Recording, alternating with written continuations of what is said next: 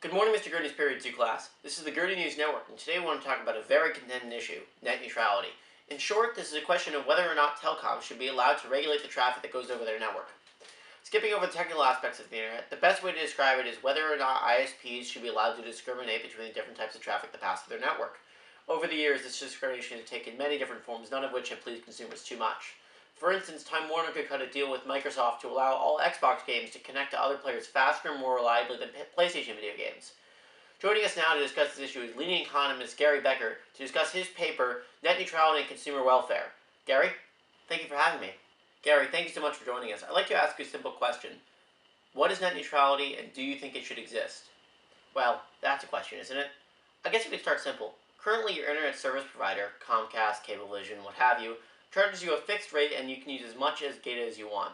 The amount of information you can send through the internet is absolutely massive. I don't think you disagree with me when I say that the internet has brought about a wealth of positive externalities, revolutionizing communication or even, changing how we consume content forever.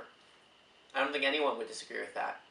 Of course, there are a few things we need to recognize about how the internet works. Most internet service providers use what we would call a first-in, first-out system. This means that the first person to request a web page is the first to receive the result of their request. This is especially problematic because of what we would call high bandwidth operations. These are things like your typical video streaming services such as Netflix or Hulu. These high bandwidth operations clog up the tubes of the service provider, and those who request content while someone else is using this large amount of bandwidth will be subject to slower speeds. Often, however, these high bandwidth operations may directly harm the service providers themselves. You're referring to something like BitTorrent, correct? Exactly. In 2008, Comcast was found intentionally slowing the traffic of users who were using BitTorrent, and a smaller service provider known as Madison River did the same thing with users using VoIP services such as Vonage. Sorry to cut you off, Gary, but for the viewers at home who don't know what either of those are, BitTorrent is a protocol that allows for multiple computers to act as distributors of files, often to increase download speeds. VoIP stands for Voice over IP and refers to Internet Telephone Services. Thank you for that clarification. Now, because people often use BitTorrent to pirate long video content such as movies and television shows, its usage encourages people to not consume Comcast television services. The same is true of VoIP services such as Vonage. People wouldn't be using Madison River as a telephone service. Is there anything inherently wrong with that? People are still paying Comcast either way. Perhaps, but Comcast still felt that they were being skimmed of their money. After complaints arose, Comcast decided to limit the amount of data people could use if they were using BitTorrent. Madison River paid a $15,000 settlement to its customers for throttling Vonage traffic. These were the only ways to keep consumers happy. These examples are fascinating, but the question that I feel has to be asked here is, do you feel that Comcast and Madison River were justified in their actions? Sure, it's their infrastructure and they can do what they want. We have to consider the age that we're living in, though. As I said earlier, the internet is a fantastic new technology. It allows each and every one of us to share our thoughts with the rest of the world. As such, if word of anti-competitive practices got out, people would drop their internet service provider and subscribe to someone else. Furthermore, these high users of bandwidth will inherently slow down more important operations like medical information transmissions. The only way to prevent this is for ISPs to prioritize this type of traffic over traffic that will slow down the network for everyone else. This could come in the form of Comcast prioritizing medical transmissions or hospitals paying special rates for a higher network priority. Surely service providers will simply begin to invest in newer infrastructure and allow for more of these high bandwidth activities to take place without inhibiting those more critical users of the internet? No? Net neutrality advocates often argue that a lack of neutrality will lead to a lack of investment. In a sense, they're asking what would incentivize service providers to build new infrastructure if they could just regulate the tubes themselves. When Verizon began to roll out their wireless 3G services, concerns were raised whether or not they would roll out these services in areas in which they had already offered high-speed landline internet. The idea here being that people would opt to only subscribe to their high-speed 3G services and would ditch their high-speed wired internet. A similar concern has recently been raised for their 4G LTE services in the past couple of years. Verizon actually rolled out their 3G services in the areas that had wireline internet at a nearly equal rate as those without. Verizon had every incentive to expand their infrastructure, to prevent their customers from switching to different internet providers. Do you think that regulation of service provider actions would stifle this investment? It's simple cost-benefit analysis. If Comcast isn't able to charge customers for high bandwidth usage, or isn't able to prevent consumers from using services that cut into their profit margins, how are they going to invest? They will have less money to invest in infrastructure. Also, if service providers do choose to give a lower priority to certain high bandwidth services, Content creators will be forced to create new technologies that will use less bandwidth, leading to more innovation in the content market. If I may, I'd like to refer to a basic economic model that everyone is familiar with: supply and demand. If more of this content can be streamed through the internet at once, the supply of content in the tubes of the internet will be higher.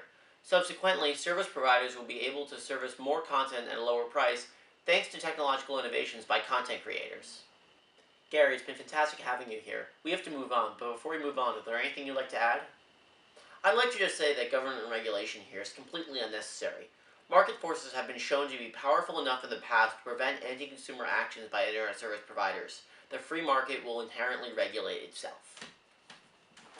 Having heard the supply side perspective, it's now time to hear the perspective of someone deeply involved with pushing net neutrality forward.